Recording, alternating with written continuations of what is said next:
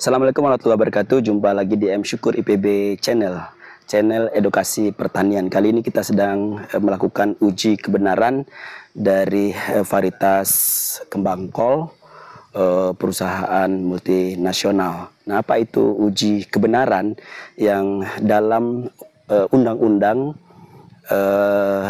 nomor 13 tahun 2010 Undang-Undang tentang Hortikultura itu disebutkan bahwa dalam rangka untuk pelepasan varietas atau dalam undang-undang itu disebut dengan pendaftaran untuk komersialisasi, ada yang disebut dengan uji kebenaran oleh pihak ketiga. Nah, apa itu uji kebenaran? Kita akan ngobrol dengan Dr. Arya Widurari Tengah, dosen pemuliaan tanaman Departemen Agronomi dan Hortikultura Fakultas Pertanian IPB, yang sering diminta untuk melakukan uji kebenaran dari pengusul ya untuk melepas varietas atau untuk pendaftaran varietas hortikultura. Kita langsung saja. Assalamualaikum Mas Arya. Waalaikumsalam warahmatullahi wabarakatuh. Prof. Sehat ya? Kita sekarang berada di Lembang ya? Iya Pak. Mas Arya, ini apa yang disebut dengan uji kebenaran itu? Uji kebenaran varietas itu yang pertama ini merupakan salah satu syarat bagi varietas tanaman hortikultura untuk bisa dikomersialisasi. Nah, intinya kegiatan ini adalah menguji kebenaran deskripsi dan keunggulan calon varietas yang akan dilepas atau dikomersialkan begitu.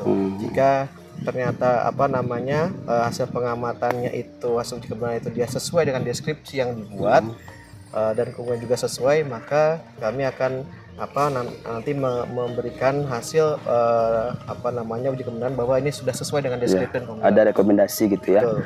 Nah, jadi uji kebenaran itu adalah pengujian yang dilakukan untuk membandingkan antara deskripsi yang dibuat oleh pengusul dengan kondisi real di lapangan. Demikian ya Mas Arya.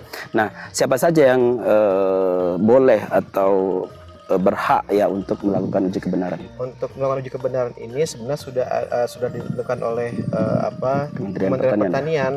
Nah, ada BPSB dan juga ada juga universitas seperti IPB, Fakultas Pertanian IPB ini bisa untuk sebagai pihak yang menguji kebenaran suatu varietas hortikultura.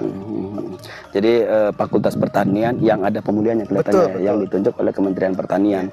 Jadi kalau ada perusahaan atau pengusul yang akan melakukan uji kebenaran bisa menghubungi pihak-pihak yang dimaksud tadi, BPSB atau universitas yang ada Fakultas Pertaniannya, tentu ada pemuliaannya gitu ya. Nah, kemudian apa saja ini kan rekomendasi ya bentuknya. Betul. Rekomendasi yang dikeluarkan oleh pihak yang melakukan uji kebenaran. Itu apa saja bentuk rekomendasinya?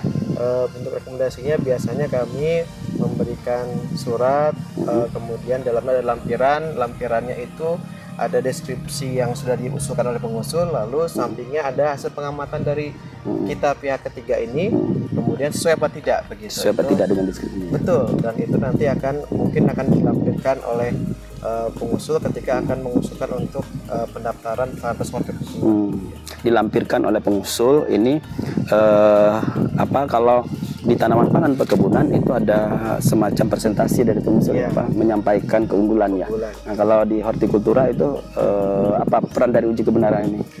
Peran uji kebenaran ini untuk verifikasi tadi keunggulan yang sudah diusulkan oleh pengusul, apakah sesuai keunggulannya dan apakah benar deskripsi yang dibuat. Jadi pengusul tidak perlu lagi presentasi di tim pelepasan varietas ya. Kalau di tanaman pangan dan perkebunan itu pihak TP2VH itu nanti akan cek apakah pihak ketiga ini sudah mengecek ke lapangan, lalu apa hasilnya, apakah sesuai atau tidak dengan deskripsi, tanpa perlu melakukan presentasi, semacam verifikasi jadinya ya oleh pihak ketiga. Nah, secara teknis nih Mas Arya, apa yang dilakukan di lapangan untuk uji kebenaran? Semua teknis di lapangan, yang pertama kita biasanya sudah punya deskripsi di varietas dari pengusul yang dilampirkan oleh pengusul ya. Kita datang ke lokasi, jadi pengujian varietas ini adalah di lokasi uji keunggulannya. Di lokasi uji keunggulannya. Seperti sekarang ini pengusul melakukan di Lembang, di Tegal, di Magelang. Nah, kita melakukannya di Lembang. Salah satu saja dari 3 lokasi yang dilakukan uji keunggulan ya. Kemudian kami sesuai dengan aturan menentukan berapa sampel yang minimal yang harus kita ini sesuai amati. dengan pedoman. Betul, ya. sesuai Di dalam pedoman itu ada, sahabat semua, ada untuk uji keunggulan berapa jumlah tanaman perulangan, untuk uji kebenaran berapa jumlah tanaman yang diuji. Jadi harus sesuai dengan itu, ya. Nah, kemudian mulai lakukan pengamatan gitu ya, Pak. Betul. Semua diamati dari mulai karakter vegetatif, baik itu kualitatif atau kuantitatif maupun generatifnya. Nah, itu kita amati bersama-sama. Kemudian, nah yang penting juga di sini tentunya jika pengusul ingin mengusulkan, sebaiknya ini saran kami adalah nanti mendampingi sehingga kami bagaimana cara pengamatan. Iya, harus sinkron, harus sama ya. Jangan sampai nanti pengujinya mengamatinya dengan cara A, pengusul B, ya kan nggak ketemu. Jadi harus ya kita bersama-sama. Bisa tidak lolos.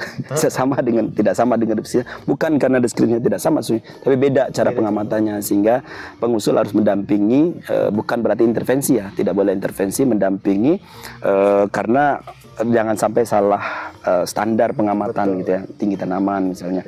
Kadang-kadang kan misalnya tanaman seperti ini, tinggi tanaman itu tidak boleh tanaman terkulai dinaikkan gitu misalnya. Jadi harus diambil tanaman posisi daun yang paling tinggi ya. Nah, kalau misalnya untuk mensiasati nih, sahabat semua, kalau ada yang mau melakukan uji kebenaran, uji keunggulan, bagaimana agar data, kan ini di satu lokasi di antara 3 lokasi uji keunggulan, bagaimana mensiasati agar uji kebenaran itu telah ada data terlebih dahulu itu. Nah, ini saran kami juga bagi para pengusul, bagusnya agar bisa cepat itu dan benar begitu maksudnya, nanti pengusul menanam uji keunggulan, nah mungkin dikasih jeda sekitar 2 minggu atau apa, kemudian nanam untuk uji kebenaran di samping uji keunggulannya, sehingga ketika pengusul sudah dapat data, langsung membuat deskripsi, nah kami bisa langsung memverifikasi data dan itu. Mungkin juga Prof. Syukur, mungkin pengalaman kami juga sebaiknya tidak hanya satu lokasi untuk berjaga-jaga. Misalkan ternyata terkena serangan penyakit begitu satu lokasi, tidak bisa dilakukan dan pengujian. harus satu musim lagi itu waktu sayang sekali begitu. Ya, jadi uji keunggulan itu kalau sayuran di 3 lokasi untuk satu dataran. Di sini dataran tinggi, berarti 3 lokasi dataran tinggi dari kabupaten yang berbeda. Nah, dari 3 lokasi tadi jangan satu lokasi untuk uji kebenaran, walaupun yang dicek hanya satu ya. Iya, betul. Karena misalnya kalau terjadi ada hal-hal yang tidak bisa kita amati, kita bisa di lokasi yang lainnya agar kita tidak rugi dari segi waktu gitu ya. Nah, jadi sekali lagi ini uji kebenaran lakukanlah pihak ketiga yang independen ya, sahabat semua. Tidak ada hubungannya juga dengan pengusul, sehingga hasilnya itu adalah fair, hasilnya itu bisa diverifikasi, dan tim dalam pelepasan paritasnya itu bisa percaya dengan data yang disampaikan, sehingga tidak perlu lagi presentasi dan lain sebagainya. Demikian saya kira, sahabat semua ya, untuk uji kebenaran, agar misalnya sahabat-sahabat yang ingin melakukan uji kebenaran dapat sesuai dengan apa yang tadi diskusikan disampaikan oleh Mas Arya, Pak Arya Widura Ritonga.